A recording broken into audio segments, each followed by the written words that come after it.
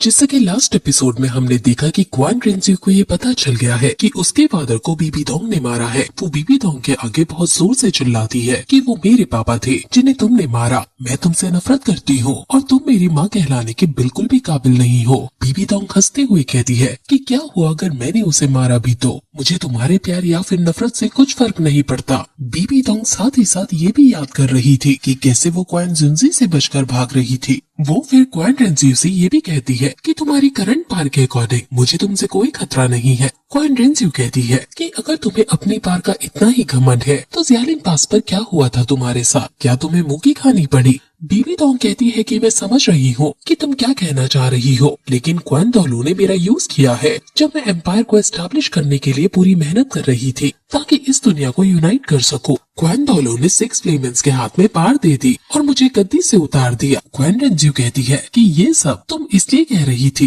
ताकि तुम्हें एम्पायर की गद्दी पूरी तरह से मिल जाए, लेकिन तुमने ये बहुत बाद में पहचाना कि सिर्फ मैं ही एम्पायर को लीड करके पूरे कॉन्टिनेंट को यूनाइट कर सकती हूँ और तुम्हारी पार अब धीरे धीरे कम होगी और फिर अब तुम्हें समझ आएगा कि दर्द क्या होता है। बीबी डोंग हंसकर कहती है कि कितनी एरोगेंट हो गई हो तुम। ध्यान दो, एम्पायर के पास हाउतियन ट्राइब की पार है। तुम्हें क्या लगता है कुछ फ्लेमेंस तुम्हारी मदद करेंगे उन्हें हराने में? मेरी हेल्प के बिना तुम्हारी करंट पार के अकॉर्डिंग तुम अकेले तांगशांग को भी नहीं हरा सकती हो। ये सुनकर क्वान रेंजी जब कहती है कि मैं तांगशांग को हरा दूंगी तो बीबी डोंग ऊपर उसके पास लड़ने के लिए आती है और कहती है कि पहले मुझे तो हरा कर दिखाओ। बीबी डोंग अपने डेड डोमेन का यूज करती है और वहीं क्वान रेंजी अपने एंजल डोमेन का। दोनों का ही डोमेन एक दूसरे को पीछे धकेलने लगता है और फिर क्वान रेंजी बीबी डोंग के पास आकर उस पर अपनी तलवार से हमला करने की कोशिश करती है, लेकिन बीबी डोंग उसके हर एक हमले से बच रही होती है और फिर Bibi Dong spider king of death से सोल स्किल का यूज करती है और क्वान रेंजी पर हमला कर देती है। बीबी डोंग क्वान रेंजी पर भारी पड़ रही है और वो उसे बहुत ज्यादा घायल करने लगती है।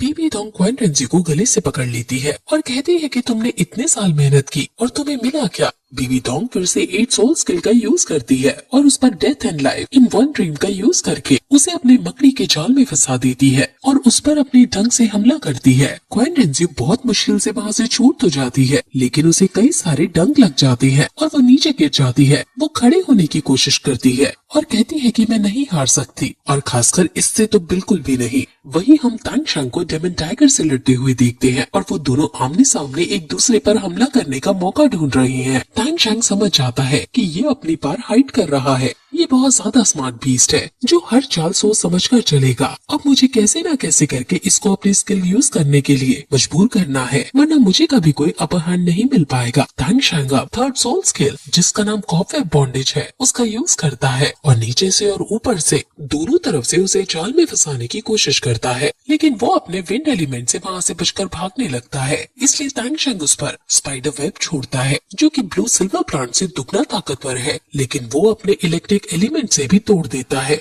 तांगशांग की स्पिरिचुअल इमेजिनेशन एकदम बर्बाद हो चुकी है और उसे कुछ समझ नहीं आ रहा कि वो क्या करे। डेमन टाइगर इलेक्ट्रिक एलिमेंट का यूज करके बहुत जल्दी दौड़ रहा है जिससे तांगशांग को उसको लोकेट कर पाना मुश्किल हो रहा है। इसलिए तांगशांग लेफ्ट सोल बोन स्किल जिसका नाम टाइगर वेल चॉप है उसका यूज करता है, लेकिन उसका अटैक उसको हिट नहीं करता और वो वेस्ट चला जाता है। और फिर तभी डेमन टाइगर उस पर हमला कर देता है, लेकिन तांगशांग स्माइल करता हुआ सोचता है कि मुझे पता था कि तुम ऐसे तो मुझ पर हमला नहीं करोगे, इसलिए अब मैंने फाइनली अपनी स्किल मन से तुमसे हिट ना करवा के तुम्हें अपनी शक्तियों का परिचय दे दिया है, जिससे अब तुम अपनी स्किल का यूज करने के लिए बाध्य हो गए हो। अब जब तक तुम अपनी स्किल यूज करोगे मैं तुम्हारी कमजोरी का पता लगा पाऊंगा। अब वो अपने हैमर से उस पर हमला करता है, लेकिन डेमन टाइगर को हल्का सा ही इफेक्ट होता है और वो तांगशांग को पीछे धकेल देता है। तांगशांग समझ आता है कि इसके पास इविल विंड और इलेक्ट्रिक एलिमेंट है, इसलिए इतना ज्यादा हार्ड है उसे हराना। इसने मेरे हाउतियन हैमर तक को ब्लॉक कर दिया है।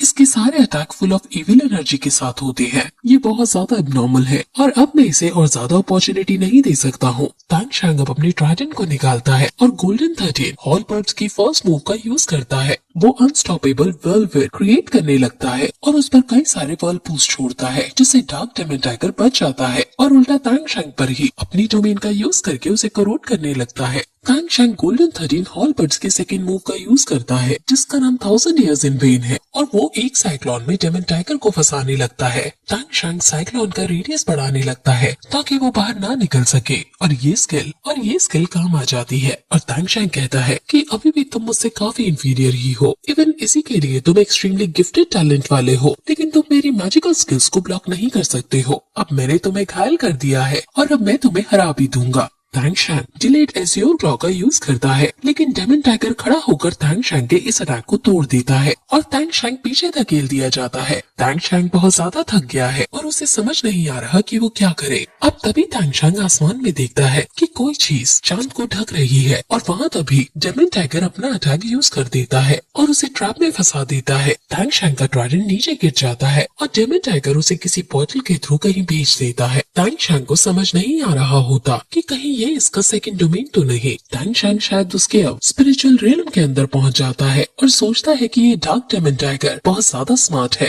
ये तब से यही प्लान कर रहा था जब मैंने अपनी 2 मेजर स्किल यूज कर ली और अपनी सोल पार्ट टेम्परेरीली खो दी। तब इसने अपनी फुल पावर का यूज करके मेरे ऊपर अटैक किया। मैंने इससे पहले दर्मिंग के भी स्किल का यूज कर लिया था, जिससे ये पहले से ही फेमिलियर था। मुझे गॉड ऑफ इविल हुक को अंडर एस्टिमेट नहीं कर देना चाहिए था। तांग शैंग के चारों तरफ डार्क डेमन टाइगर की मूर्तियां बनी है, जो तांग शैंग के ऊपर दहाड़ने लगती है और अब वो तांग शैंग पर हमला करने लगती है, जिससे तांग शैंग बचने की कोशिश करता है और अब डार्क डेमन टाइगर वहाँ आ जाता है। तांग शैंग अपने हैमर का यूज करता है, लेकिन अब वो बहुत ज्यादा थक चुका है और वहाँ तभी लाइट्स चलती हैं और तांग शैंग अपने आप को एरिना में पाता है और वहाँ अनाउंसमेंट होती है कि ये डेथ एंड लाइफ एरिना है और तुम्हारा इसमें स्वागत है। तुम इस बैटल को जीतने के बाद ही इस जगह को लीव कर सकते हो और तुम्हारी जीत तब मानी जाएगी जब अदर पार्टी मर जाए। अब फिर वहाँ लाइट ग्लो होती है और ये एपिसोड यहीं खत्म हो जाता है।